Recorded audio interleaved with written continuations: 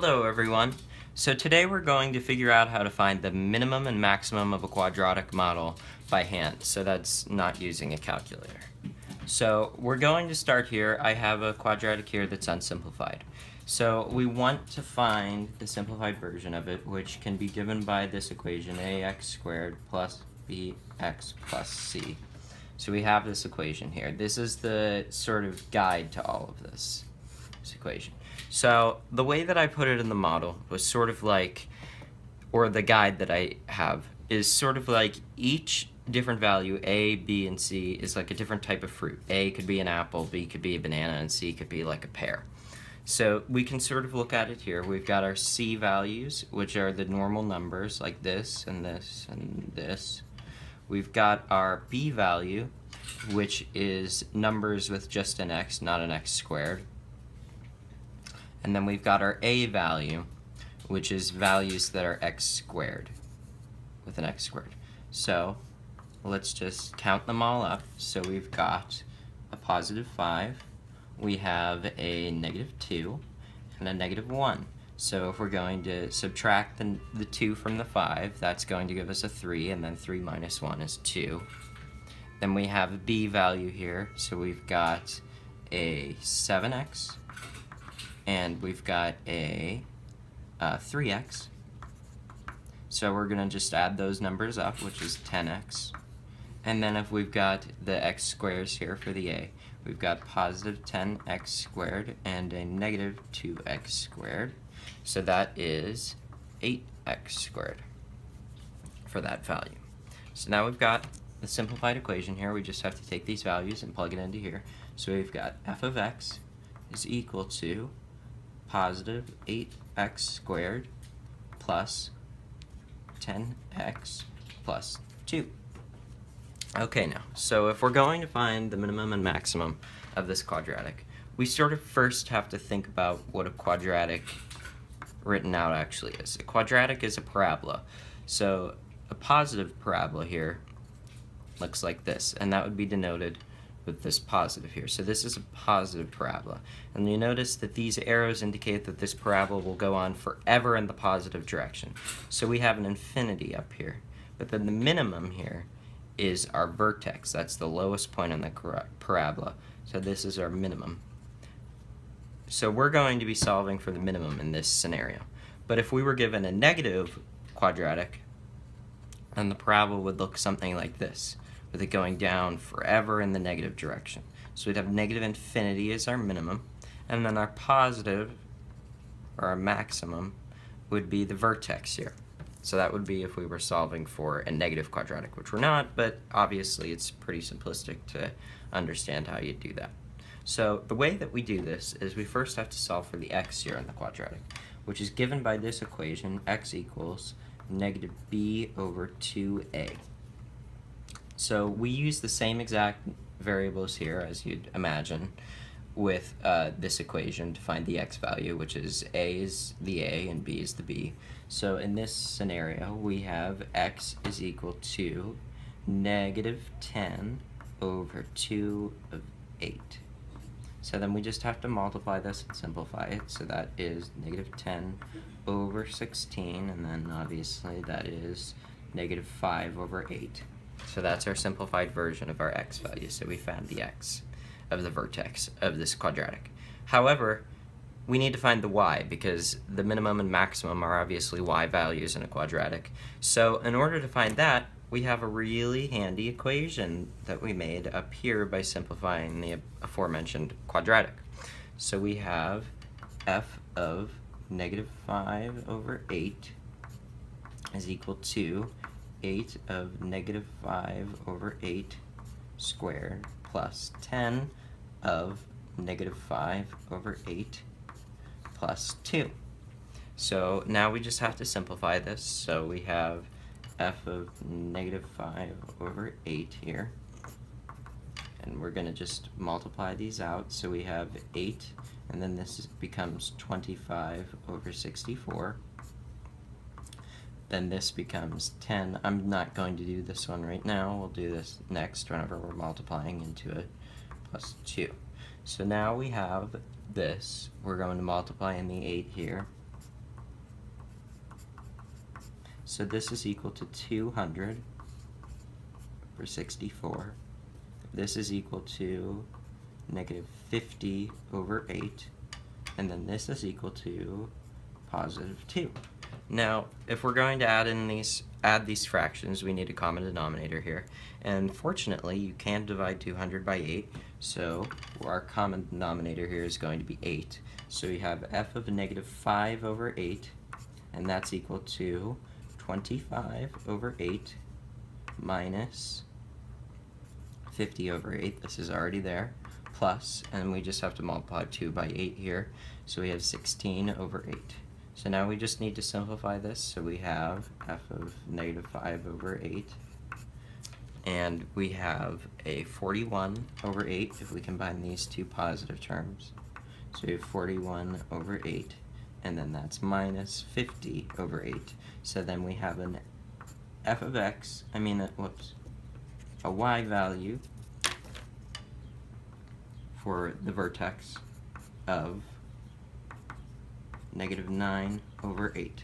So if we now have found the vertex, this is going to be our minimum value, so that's negative 9 over 8, and then we have our x value, which is negative 5 over 8, and that is our minimum. And then if you remember whenever we did ranges earlier in the year, we have the infinities here. So our range is just going to be, this is our minimum value here, and then we're just going to have a maximum that is equal to infinity. And if we were going to write a range here, we would have a bracket here at negative 9 over 8, and then infinity, and infinity is parentheses. So that would be our range, and then these are our minimum and maximums of the quadratic. However, there is another way that we can do this, and this would be if we were given the vertex form in the beginning here. So let me just flip my notes here so I can write this.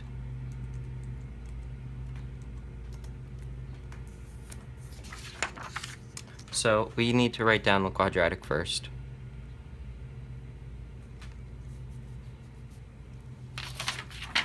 So I'm going to go with the simplified quadratic that we had before, and this is vertex form that we're using. I'm first going to write down the vertex form equation here. So this is f of x is equal to a of x minus h squared plus k. And then our equation, the quadratic, this is vertex. And then quadratic formula is obviously ax squared plus bx plus c. So that's quad. So these are our two equations here. And then if we were going to find the vertex form, I'm first going to write down the equation that we had before, which was f of x equals 8x squared plus 10x plus 2. So obviously this is our a, b, and c. So with the vertex form, let me just write this equation real nice and big here. So we have all this here. The a conveniently goes right there. So that works just fine. Then if we're going to have the x here, that's a variable, and we have h squared plus k. Now the h and the k, h is your x value, and that is equal to, obviously, negative b over 2a. And then k is your y value. So we obviously have to solve for that with the quadratic here. Now this is if we were going to convert it into vertex form. The converted vertex form, obviously, we found this on the page before. So we have f of x is equal to 8x, and then positive, because it's a negative value for the x value, 5 over 8 squared, and then minus 9 over 8. So this is our vertex form of this equation. Now, the convenient thing about the vertex form here is we already have, the minimum would be determined by a negative, by a minus or a positive here. So we already have everything that we need. This is our y value, the negative 9 over 8. So this negative 9 over 8 and 5 over 8. Now you just need to remember here that this is negative because it starts with a negative here, so it's opposite to what you'd see there. Sort of like now that we've been doing the other equations in the later parts of the year where the inside is always opposite. So this is opposite there. And then that is equal to your minimum value because this is positive. And then your maximum is equal to just infinity. Now, it just as another thing, if we were going to convert this into the quadratic form, then we've got we would have to do x plus 5 over 8, and then x plus 5 over 8. And then we'd have to do this all out, so that's x squared. And then we have 5 over 8, so plus 5x over 8, and then plus 5x over 8. And we have, we're multiplying these two together, so that is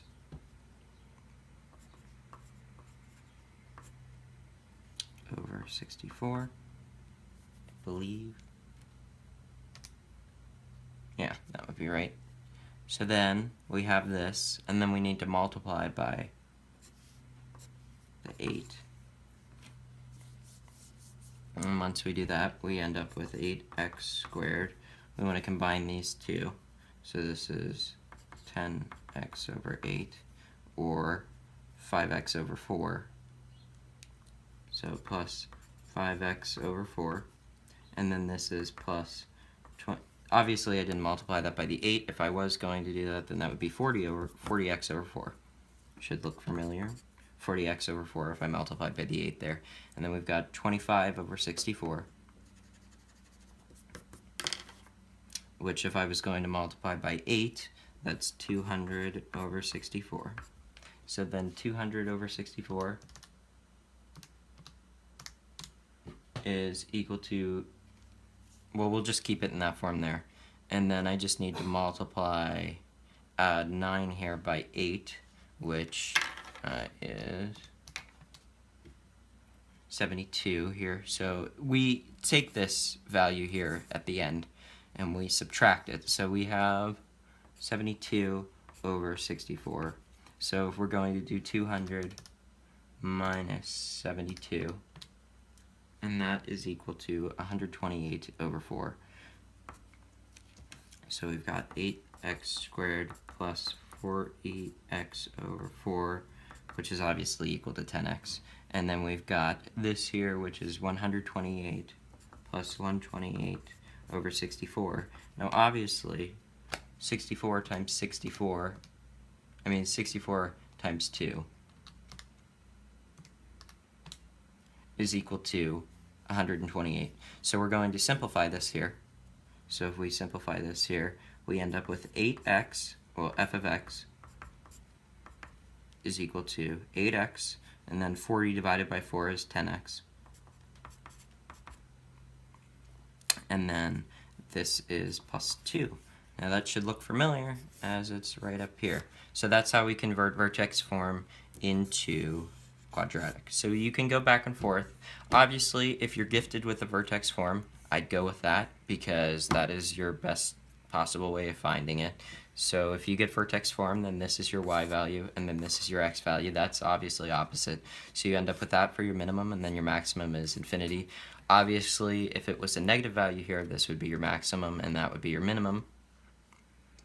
But let's say you don't remember that, then you can figure out how to convert the vertex form into the quadratic form, and then we can do what we did in the front here, which was negative b over 2a to find your x value, and then you plug that into the equation to find your y, and then that will give you your minimum, or if it was positive, then, if it was negative, then that would be your maximum, and then you have your minimum there, just given what a parabola looks like. And then you can just solve for that really easily. So I hope that all made sense, and that's how you find the minimum and maximum of quadratic, either using vertex or the quadratic forms without a calculator. So I hope that all made sense, and I hope I helped all of you in studying for a final exam. Thank you.